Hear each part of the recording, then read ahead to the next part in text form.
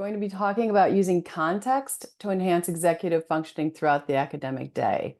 It's a slightly different version of how we think about executive functioning, and I'm really excited to talk about it today. And I'm glad you're all here. I studied elementary education in college and at the same time studied special education K through 12.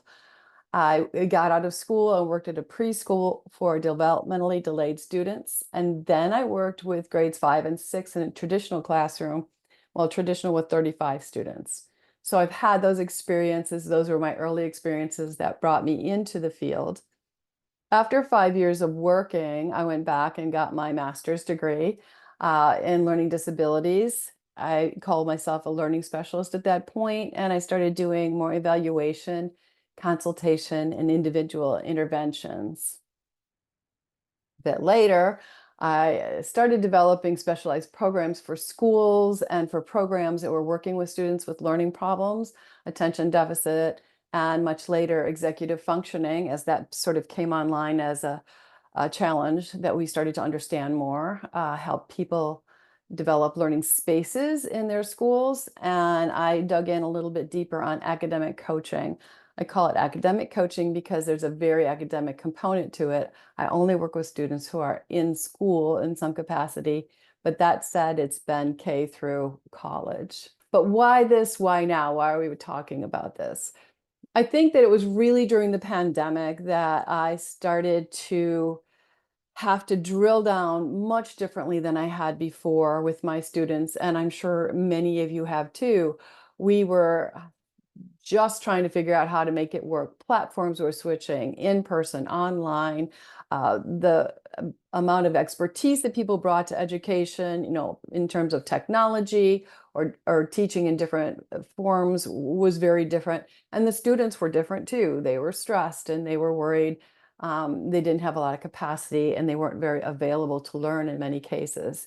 So our job became very different. And I think that my approach to working with students with executive functioning problems changed dramatically. I couldn't afford to give the usual kinds of advice or ask them to do the usual kinds of things, or at least not to the same intensity. I had to drill down much more.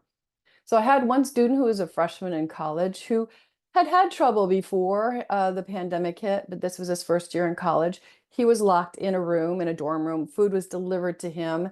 He was very stressed, trying to understand everything. And what was unique about him is I spent a month helping him figure out how to plan for 1 week on his calendar. Clearly, at the end of the month, that 1 week has gone by. But I've never had that happen before. He would take the full hour to try to plan out a couple of days, but he's being perfectionistic about it because of his anxiety. And so he wanted to color code things, and not just the class names, but like the kinds of things he had to do.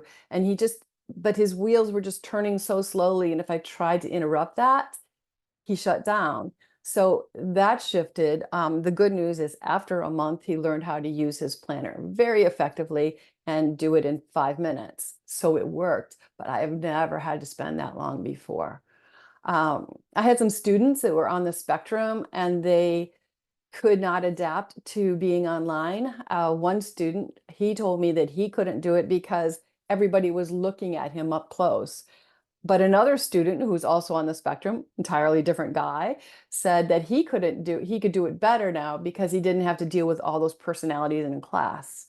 So everything that I knew, I just had to know so much more about the student, so much more about the task than I did before because they were so unavailable for learning.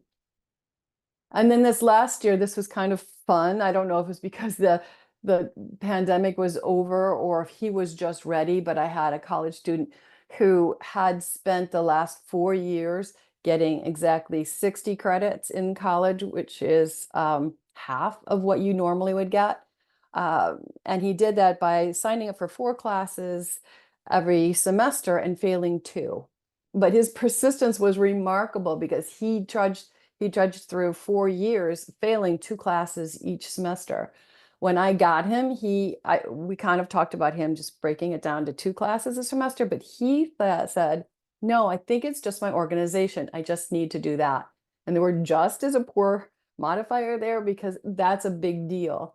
So I gave him the organizer. We used a planner for the first time. He loved it. I showed him how to dig into his textbook. I showed him how to dig into the class notes, and he just ate it all up. And at the end of the semester, I'm really happy to say for him that he finished all 4 classes, got credits for all of them, and in fact got A's and was very excited about himself. So just again, over the course of the last few years, how everything has kind of shifted and why I think it's important to look at this new research that talks about why context is important. I want you to think about a problem you've had with executive functioning with a student, either the one-on-one or a small group or your school, like whatever level it's at.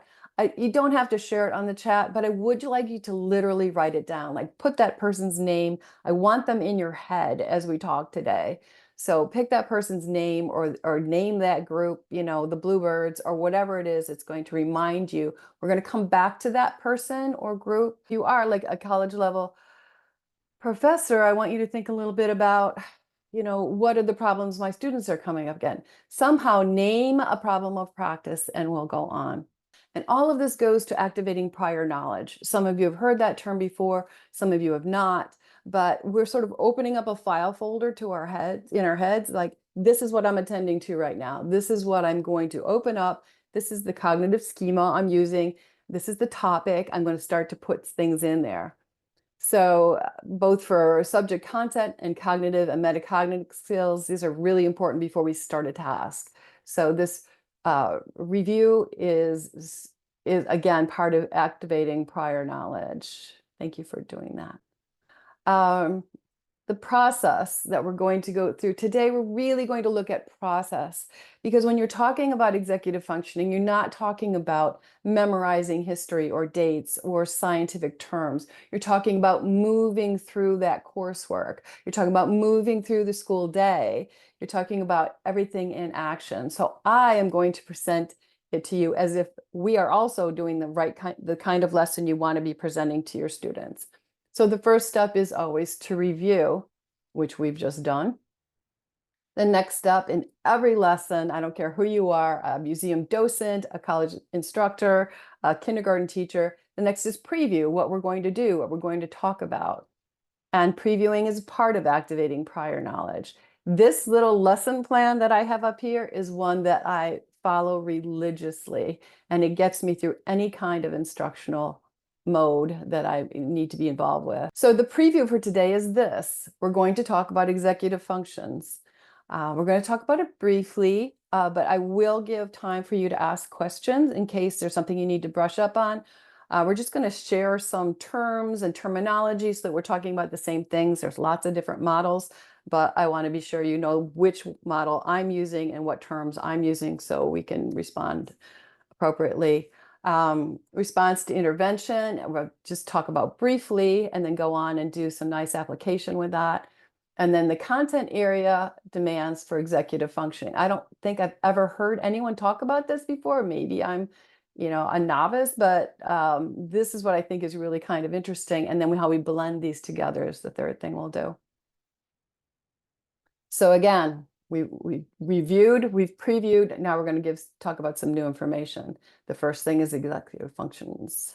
So executive functions this is the definition I'm using today, is an umbrella term for the mental process that serves a supervisory role in thinking and behavior. It incorporates a number of neurologically based operations that work together to direct and coordinate our efforts to achieve a goal. Always a mouthful, no matter what definition you use of executive functioning.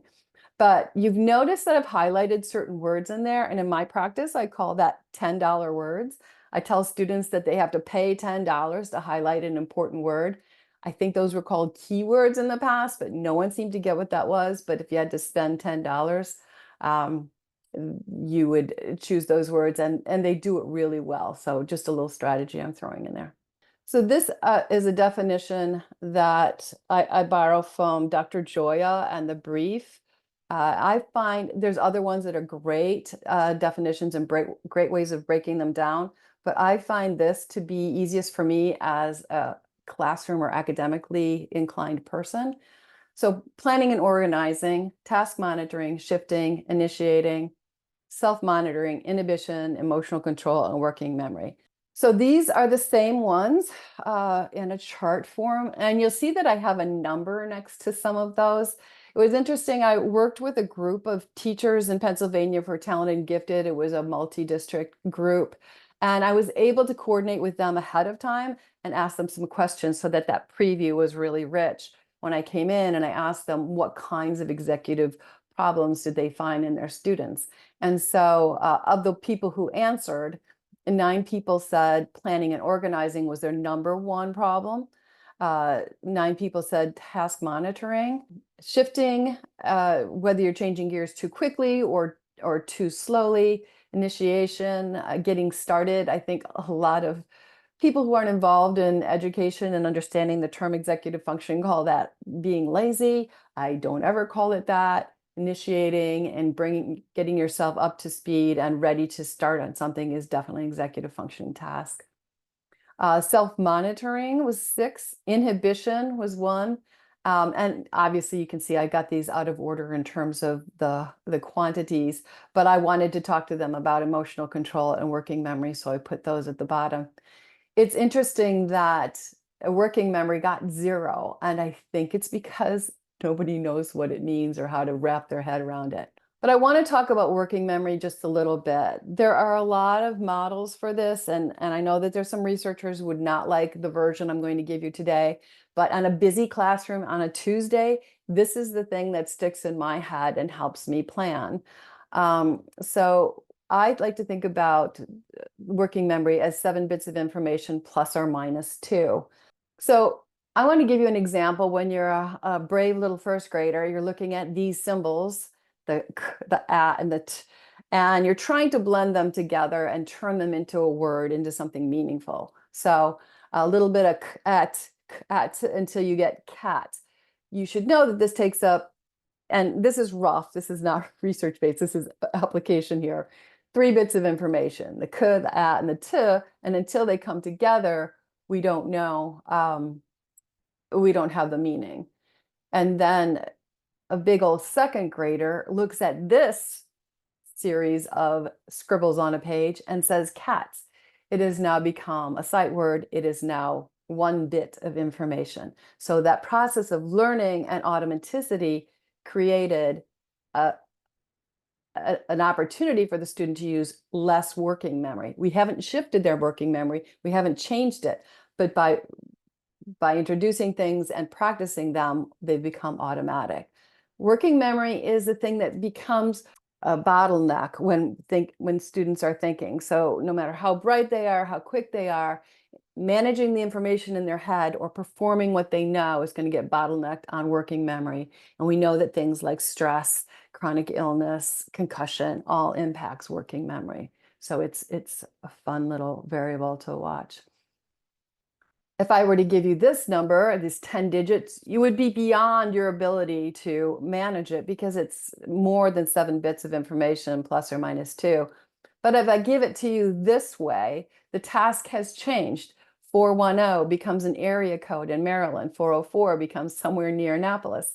And the last 4 digits are the only 4 you have to learn. So by chunking in meaningful chunks, and I know this is review for a lot of you, but meaningful chunks then opens up the capacity of our working memory.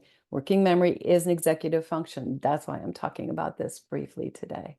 So again, we can't change the student's capacity for working memory, but it's made more effective by prior understandings and previews, which we've already talked about. Working memory it becomes simplified because now you're in a meaningful place. They can chunk meaningfully. Routines and scripts, which we're going to talk about the most today, and how those look different in each class. And then meaningful work is always important because they don't have to work as hard to create meaning out of something. If it's a meaningful topic or it's presented in a meaningful way, that just helps executive functioning. Problem of practice should be something like, Mary always does this, and I don't know why, I don't know how to change it. Or it could be this group tends to go too fast, too slow, or gets disorganized. Or a problem of practice could be something like, Our school pushes executive functions too early at an early grade. So it could be any one of those things. So now I want you to think about those executive functions in terms of your individual or group that you designated as a problem of practice. So I'm going to take the lens of I have worked in the classroom, I have worked with small groups, I have worked one-on-one. And so in special education, when we have like a reading group or students who are struggling in any specific area, the first thing that we look at is whole class and whole school design. And if you have that designed really well, and we're going to talk about that today, you will probably take care of about 80% of the issues for executive functioning. These are rough numbers, but this research shows a variability in there, but it's roughly, you can anticipate and take care of 80%.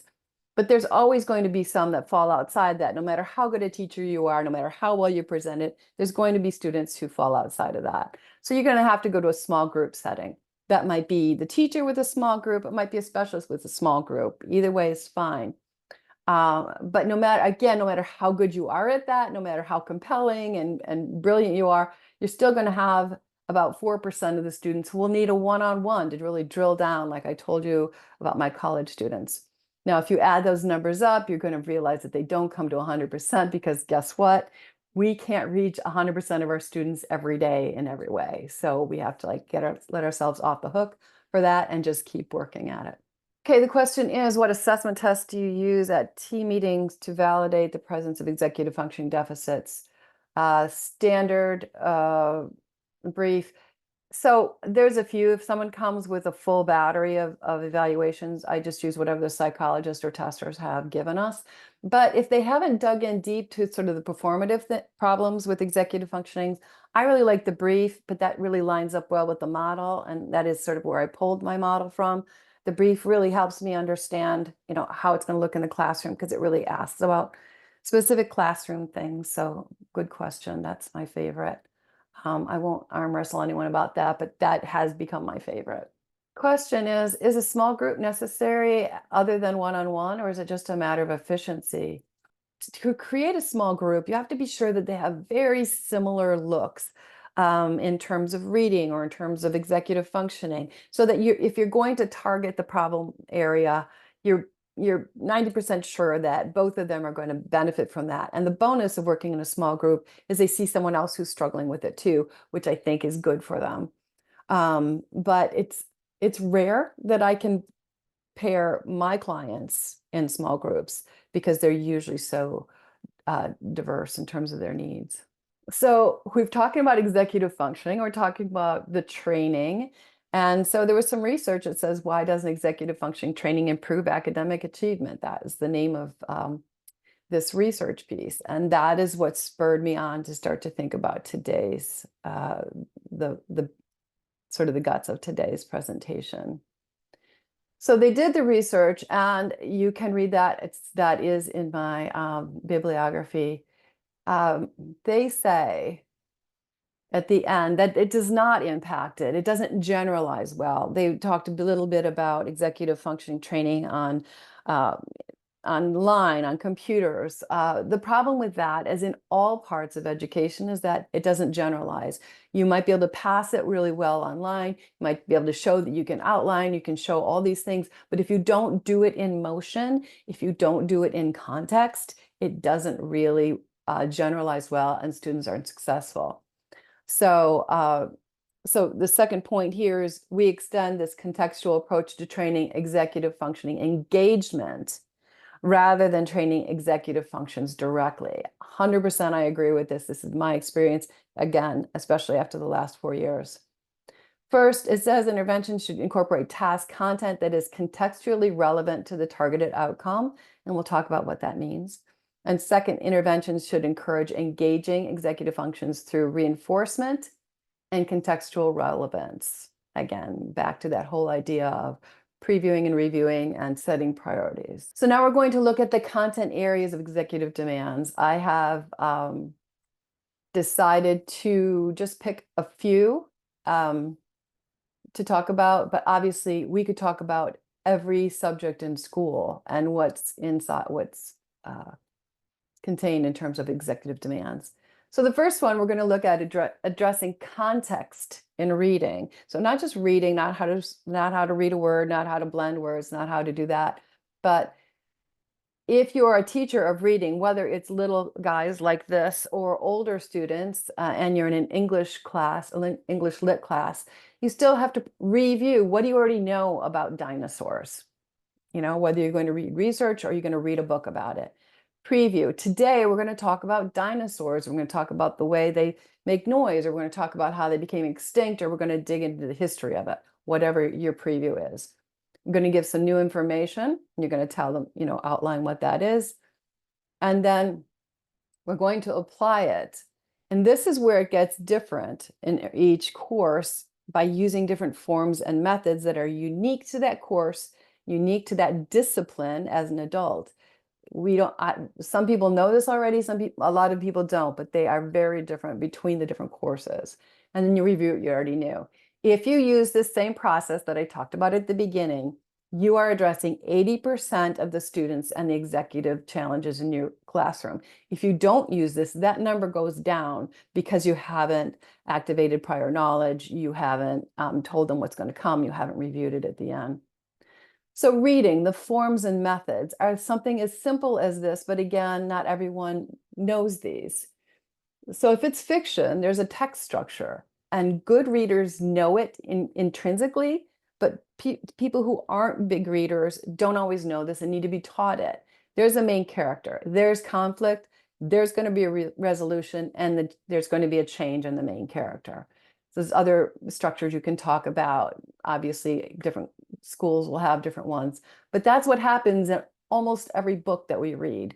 So that's that underlying structure there. So we're setting up the planning and organization, the cognitive planning and organization that's about to happen. And we'll talk about how we support that.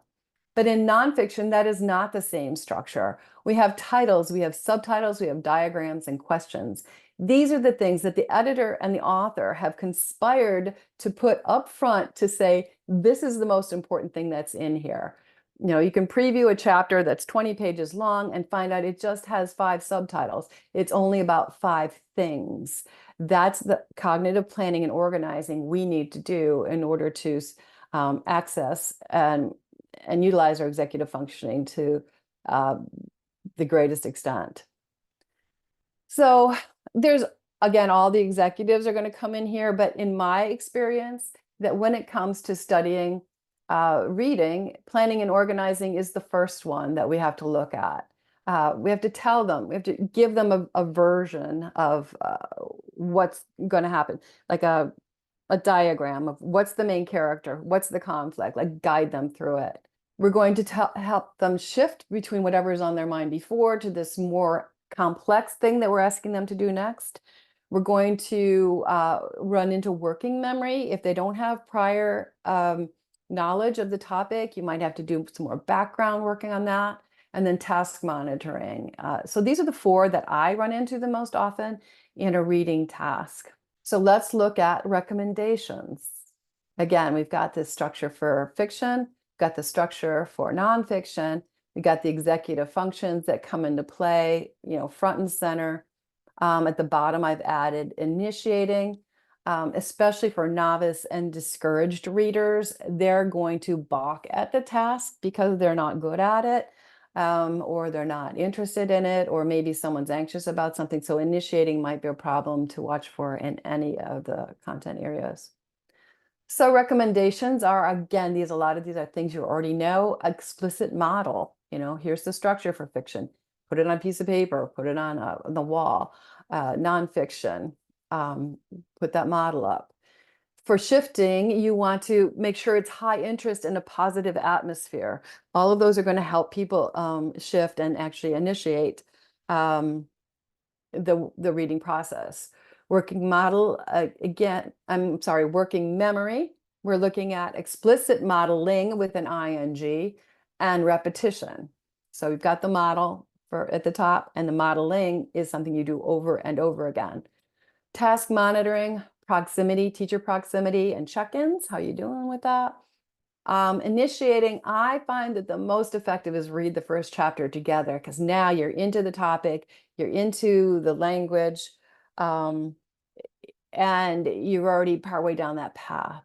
So science, again, to manage that 80% of your students, review what you already know about chemical reactions, preview what you're about to talk about, give the new information, that's the knowledge, then apply it. This is where you run into forms and methods, and review.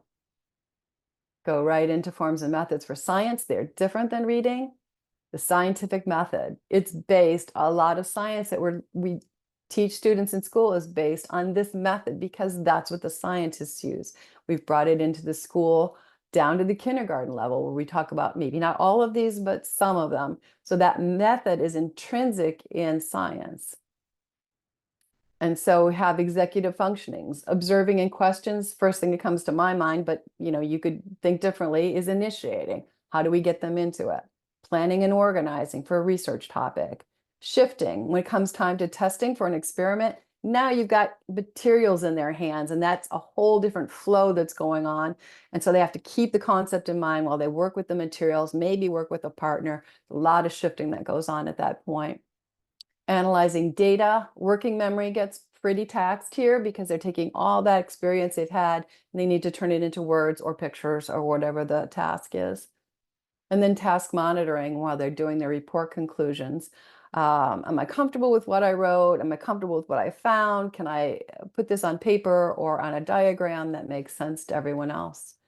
Again, these can be shifted in any way that makes sense to you or your students, but these are some general examples I'm using. So the other executive functions that get tapped into is self-monitoring, which probably comes with group work a lot. Am I on task? Are we on task? Am I talking too much, too little, too loud, too whatever? Inhibition, especially with the testing with experiments.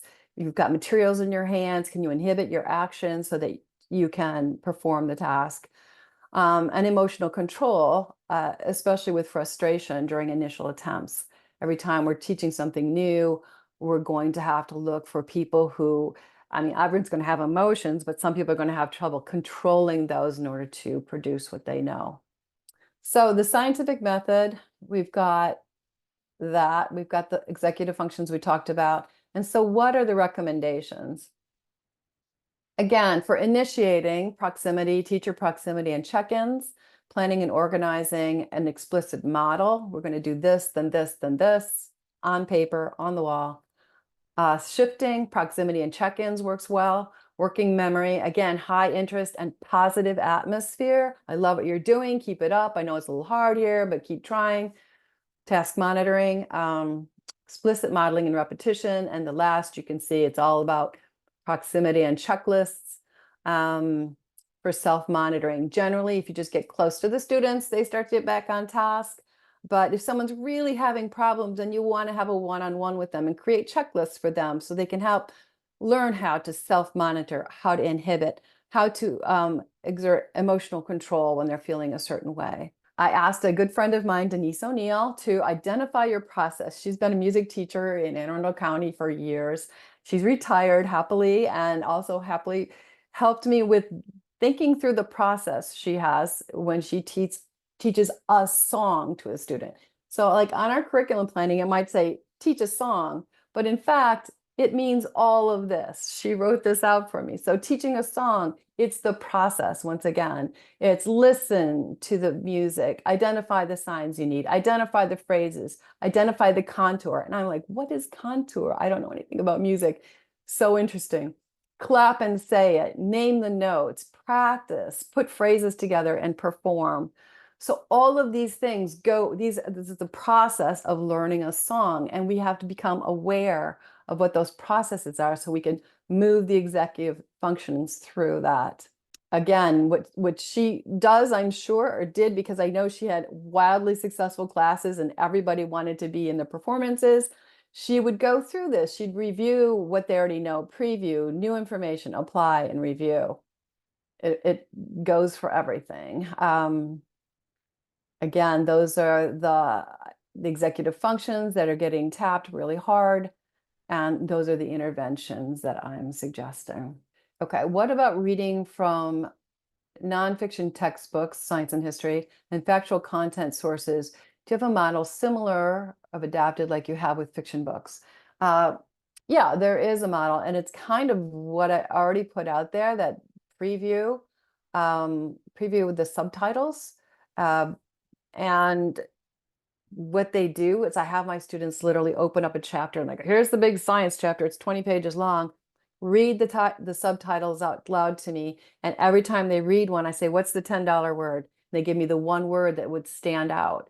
And then they go on to read the next subtitle, gave me a $10 word, next, same thing.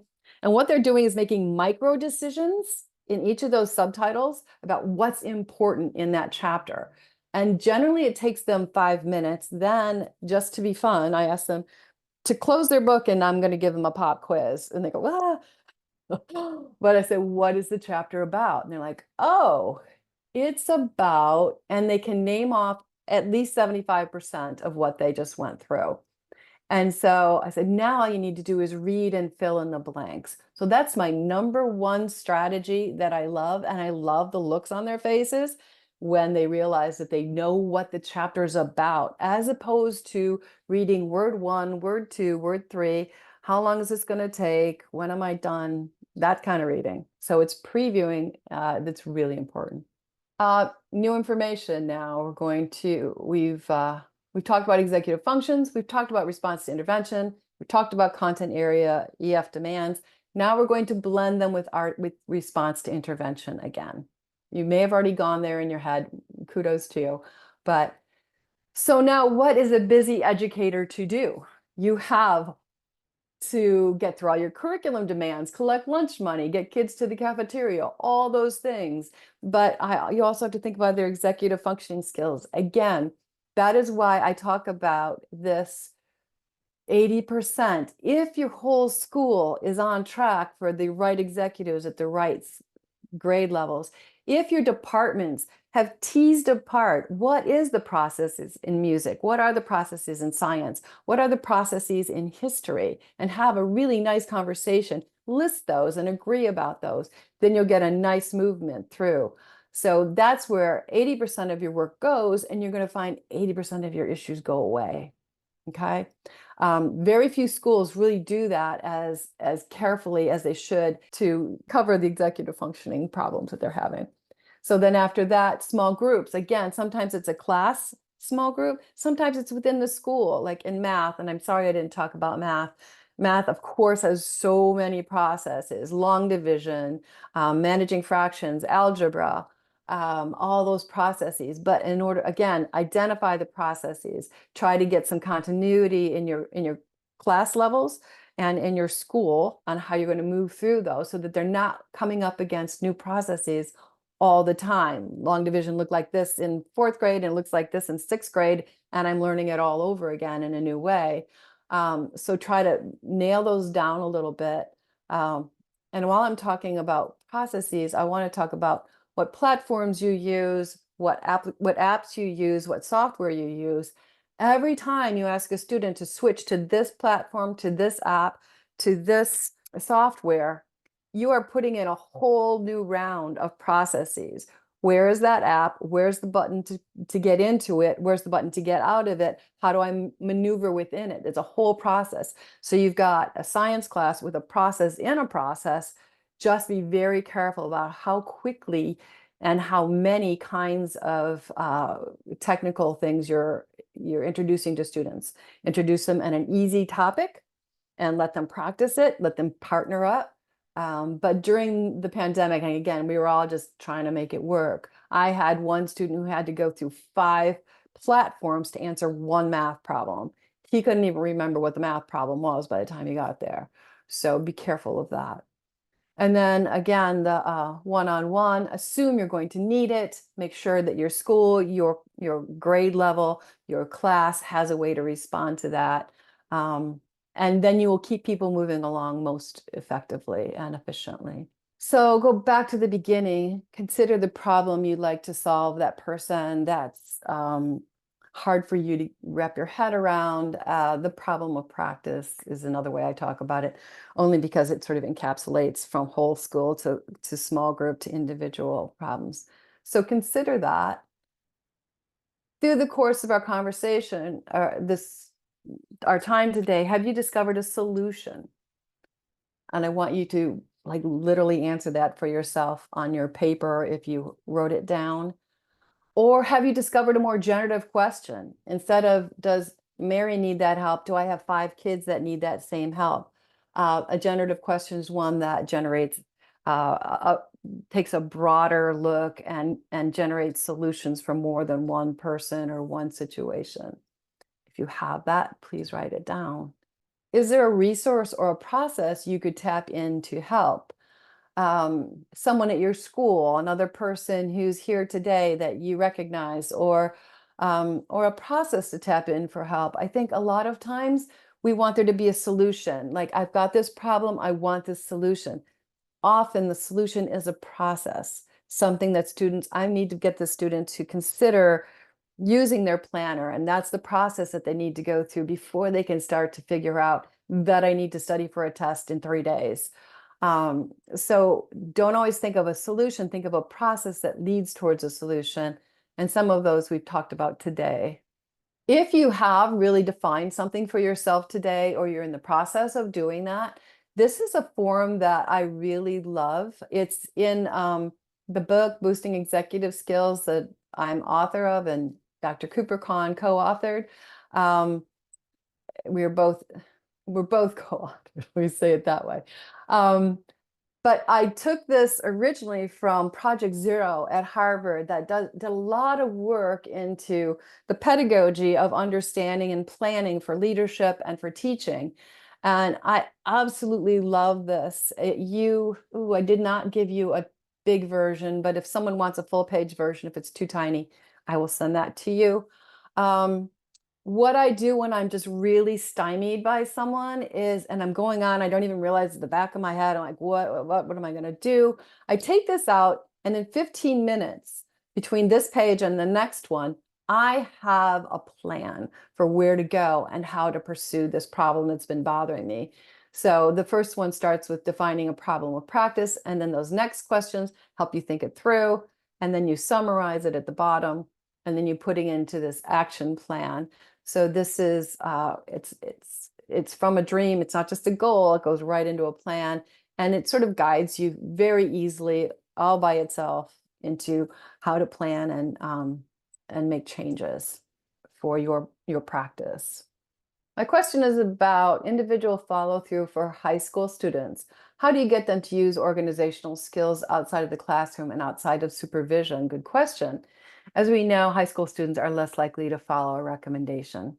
The students that I work with in high school, I don't have a problem with them following through usually. I mean, at first, it takes 2 weeks to get a strategy to like take off. So the first week might be good. The second week's going to be horrible. But then after that, it starts to come online as an automatic process. And we're looking for automaticity. They know that they have to see me every Monday or Tuesday or whatever and talk about those things. And so sometimes they're doing it, I'm sure, 10 minutes before they see me. I don't care. They did it. The thing that's very motivating about especially using a planner is my number one. I don't care who you are, you're going to use a planner if you're working with me. I don't care if it's electronic or paper. That's a number one thing. We're going to hang our thoughts there. We're not going to use our working memory for remembering assignments. That's a silly waste of time. Put it on the planner, let it go. What happens after the first week almost always is they're like, I am so relaxed. I know what I have to do and when I'm going to do it. We sometimes can think that people aren't doing it because they're resistant. Most of the times they're just really bad at it and they don't understand how it's going to work for them. So dragging them through a week full and, with positive reinforcement, oh, I like this. When's your test? How long do you think you're going to have to study before that test? Like all those sort of leading questions. And they start to realize that they have these answers to these questions. So I find them pretty motivated. If that really doesn't work and they're really suffering, then I will go with a positive reinforcement. And I ask the parents to take care of that and say, find something that's a realistic positive reinforcer that if they get it right, 4 out of 5 days, they get this positive reinforcement, because I do not want to enable perfectionism. So I say 4 out of 5 is pretty functional. Many of my students with executive functioning issues also have behavioral refusal issues. They refuse to participate in many of their classes. Any suggestions for the top 4%? It's time for one-on-one, like digging in. I don't do therapy with my students. I'm never like, I'm not a psychologist, but I do want to say, well, why don't you want to participate, and what's getting in your way? And is there some part of that we can take care of? And to start to dig into a little bit more about that why, because what they're doing is they're not initiating. And so you've got to find out, is it the interest level? Is it the complexity level in that class? Is there attention in that class? Is there a space tension in that class that they're having problems with? So I would dig in. When it comes to those top 4%, I'm digging in one-on-one if I want to make a change. Sometimes you can partner them up if you find that they have similar things behind it. That's up to you. Given that our brains are wired to recognize and respond to novelty, it's stimulating and captures our interest and attention. How do you incorporate novelty into a highly structured routine where the driving forces on previous knowledge and rehearsal? Yeah, that's a good question. So, as an educator, and I've been in it for 40 some years, some of it is our obligation to press the administrations in our schools to say, hey, these are kids, they need certain things. I can't do a highly structured routine based on previous knowledge and rehearsal. They cannot memorize the spelling of the names of the Russian rivers. That's a real thing. So we had to do accommodations for that. Like, does not have to get points off for spelling in history class. So it's our job to try to press the field as well as the students in front of us to be the best we can be. And so that means stepping away from highly structured routines that have no novelty, that have no personal input. The teacher you have to reveal yourself as a teacher. You have to show what you think is funny. You have to appreciate the odd moments. We have to do all of that. So using context to enhance executive functioning throughout the day, we have talked about the content areas today, but there are also other things that you need to get through the academic day. We talked about content areas. There's also time management in context. Is it a sport? Is it an extra activity? Is it science class versus math class? This kind of a teacher personality versus that kind. Social skills shift in context. These are all things that could be covered in entirely different presentations, because they all have ways of considering, or you and your school or your partners, your peer partners could talk about this. What are the social skills? What are the time management? How do we navigate apps and platforms in our school? Those are all context dependent. Sensory challenges, when I think about my students who are on the spectrum, the sensory things that are coming through them during the day, walking from a small hallway into a big auditorium, or vice versa, going from outdoors to indoors, going from a busy classroom to a quiet one.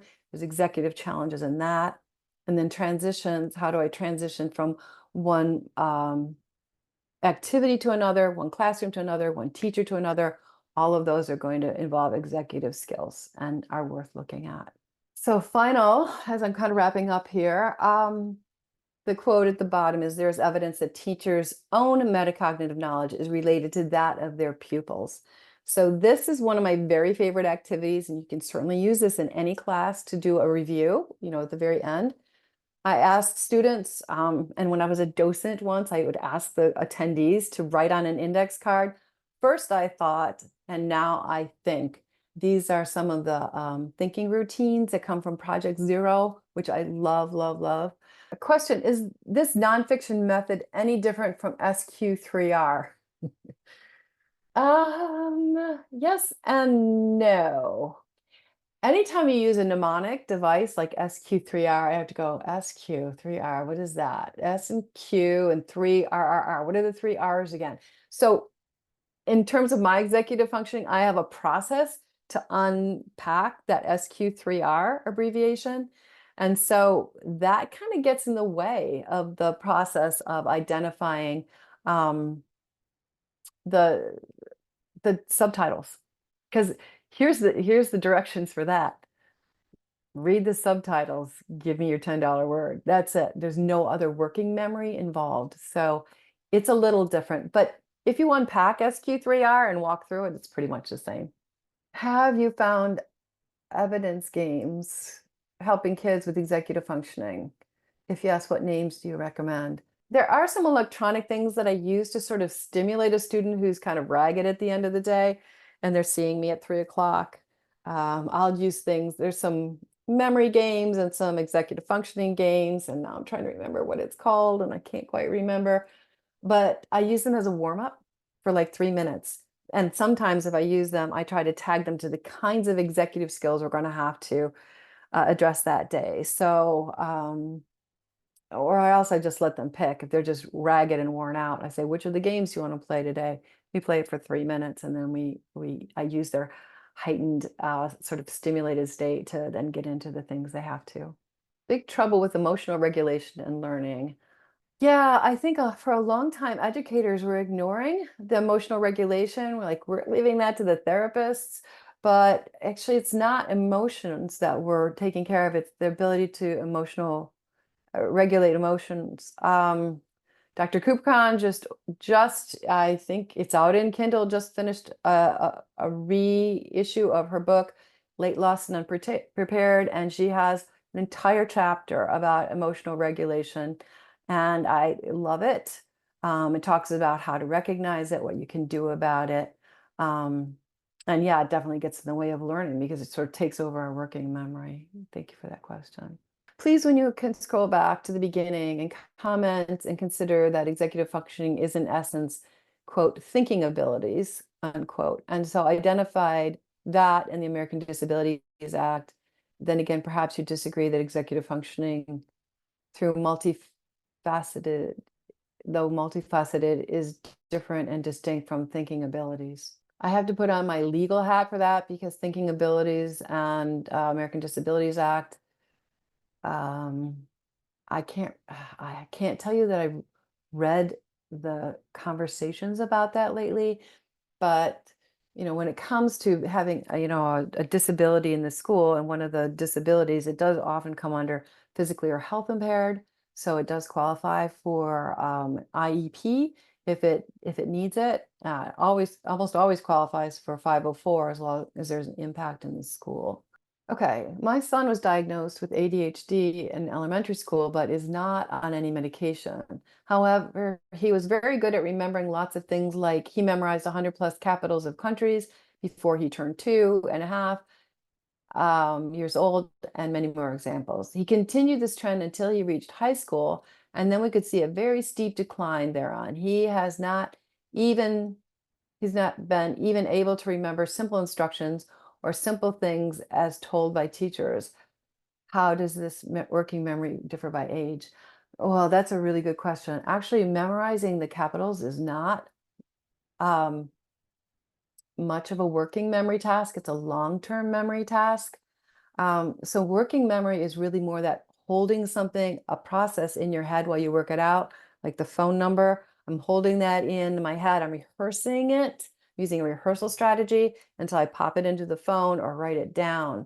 So I think what he had trouble with in high school is the executive functions, maybe organizing and prioritizing cognitively the ideas in his head, and getting through working memory to do that. So working memory and long-term memory are very different. How effective is body movement in improving working memory? I think body movement, I don't know that I've read the research about that, but anytime you sort of up the overall stimulation, whether it's cognitive or physical, you sort of bring a little bit more attention to the process, they become more available to learn. So if body movement is actually helping them attend, then it's useful. If it's actually replacing their ability to retend, then it's not useful. In working memory, it's a part of the brain. So anytime you are doing physical activity, you're enhancing blood and oxygen to the brain. So that's going to be useful. Whether you can pair them or not is pretty student dependent. Are frequent breaks for ADHD helpful or interfering? Yes, and yes. Um, some people will put frequent breaks as in you're going to work for 30 minutes and then you're going to stop and then you're going to get back to task. I find that kind of interfering because 30 minutes is kind of random in terms of your cognitive thought process. I would rather say I'm going to finish this many problems, or I'm going to finish math first and then I'm going to take a break and then I'm going to go on to English. So let the cognitive task finish up, unless they're just, you know, up against a wall and can't think, then yes, take a break. But otherwise, I don't break it down by minutes. I break it down by task. Okay, can you give examples of how you identify when a kid is stressed out and executive functioning being affected? Okay, if they're stressed out, their executive functioning is being affected, because stress, it comes in as a working memory and just takes up some of that RAM, some of that working memory space, that 7 bits of information.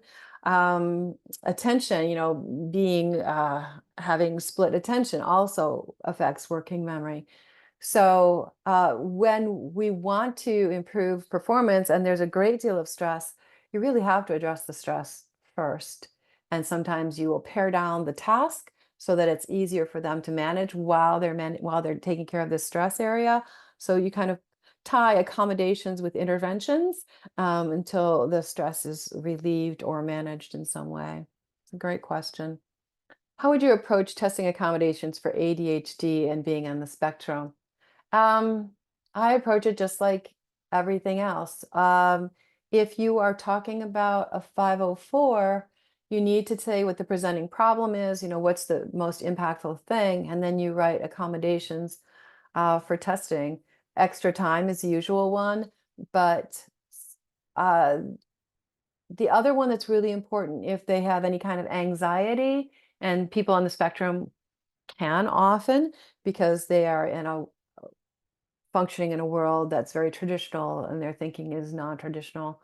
Um, so taking a test in a separate environment is really nice for someone who's anxious, because especially students might be paying attention to who's flipping the page first and who's second, and am I the last one here? If you go in a separate environment, even if 5 different students are there, they're taking different tests, and you can't do that compare thing that messes you up on a test.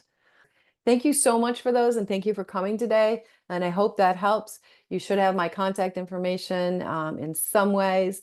Get a hold of me. I can't help, a wide range of people, but I can do some things. I do consultations, and I do trainings for groups and schools. So thank you for being here. Have a great day.